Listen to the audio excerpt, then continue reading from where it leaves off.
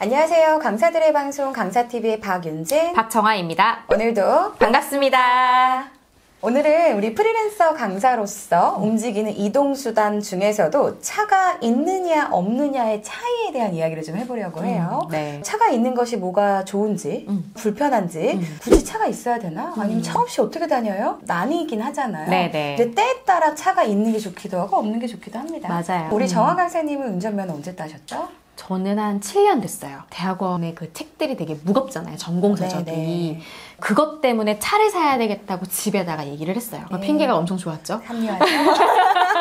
운전면허 따자마자 아빠 차를 몰고 다니려고 했는데 아빠가 차를 안 내주는 거예요. 네, 믿지 못하죠. 네. 그래서 열받아서 질렀죠. 잘했네요. 네.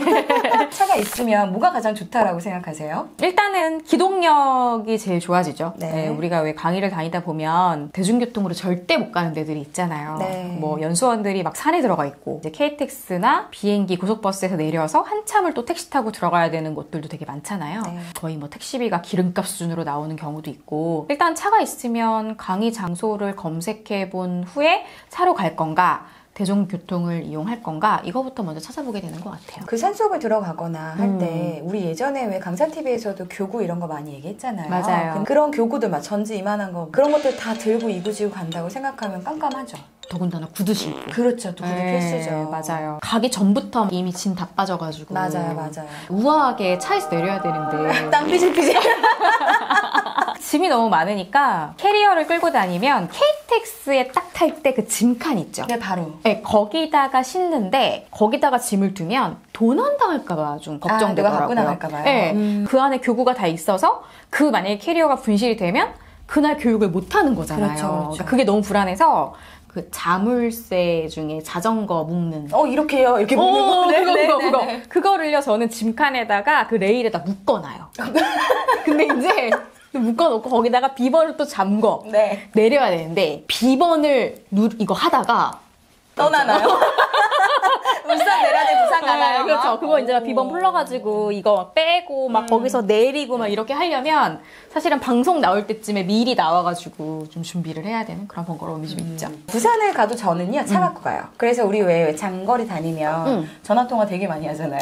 근데 밀린 전화 다 하는 것 같아요. 맞아요. KTX에서는 전화를 큰 소리로 할 수가 없잖아요. 나가서 받아야죠. 가운데에서. 근데 이제 차에서는 심심하고 졸리기도 하고 맞아요. 그러니까 그냥 평소에 목소리 듣고 싶었던 사람들한테 전화도 많이 하게 되는 것 같죠? 네, 그럼 차가 이동하는 데만 쓰일까요? 차는 제2의 집이죠. 저희 집이죠. 네. 저는 차에서 잠도 너무 잘 아유, 자고요. 저도요. 진짜 졸릴 때는 휴게소에 들어가서 20분만 자야지 2시간은 자요. 집에 가서 주무셔야죠. 숙면을 네. 하고 에이 뭐 늦었으니까 밥 먹자. 거기서 먹을 거 사다가 차에서 먹기도 하고 차에서 제일 좋은 거 중에 하나는 그러니까 저희가 콘텐츠 개발을 계속 해야 되는 사람들이다 네네. 보니까 팟캐스트 있죠. 네. 예를 들면 제가 이제 한창 애니어그램 공부할 때 애니어그램 관련한 팟캐스트를 차 안에서 2번, 3번을 계속 반복해서 들었어요. 그러니까 나름대로 되게 공부도 되고 윌라. 책 읽어주는 어플 김혜수 씨가 네네네네네. 그거도 들어도 되게 좋은 것 같아요. 그렇죠. 차가 있기 때문에 불편한 점들도 되게 많지 않나요? 있어요. 뭐 예를 들어서 차가 날성을 부려요. 시동이 안 켜져. 안 켜져요. 아니면 시동은 그런 경우 켜졌는데 있어요. 막 깜빡이가 막 계속 깜빡깜빡깜빡 하는 거 비상 깜빡이 누르질 않았는데 다행히 강의 3시간 전에 일찍 나왔던 터라 차는 맡기고 직원하고 빨리 와달라고 해가지고 직원차 타고 넘어갔던 경험이 있어요. 이런 돌발 상황들 불편한 점일 수 있는 거죠. 저도 차가 고장이 나면 배터리가 문제라는 거예요. 그래서 그 즉시 배터리를 갈았거든요. 네네. 근데 알고 보니까 제 차에 맞지 않은 배터리를 넣어서 얘가 시동이 수시로 꺼지는 거죠. 어머머머. 그러니까 저는 이제 이 차를 가지고 다니면서도 계속 불안한 거예요. 이게 언제 꺼질지. 하다못해 휴게소라도 잠깐 들렀다 나오면 그 사이에 또 시동이 안 켜질까봐 불안했었고요. 사실 차가 좀 유지비가 많이 들어가죠. 아이, 그렇죠. 뭐가 들어가죠? 자동차세도 있고 자동차세, 유류비도 내야 되고 유류비, 세차도 해야 되고 세차도 해야 되고 네. 뭐 보험료도 내야 네. 되고 와이퍼도 갈아줘야 되고 와이퍼도 그렇죠. 네. 그리고 저는 항상 주차 신경 많이 써요.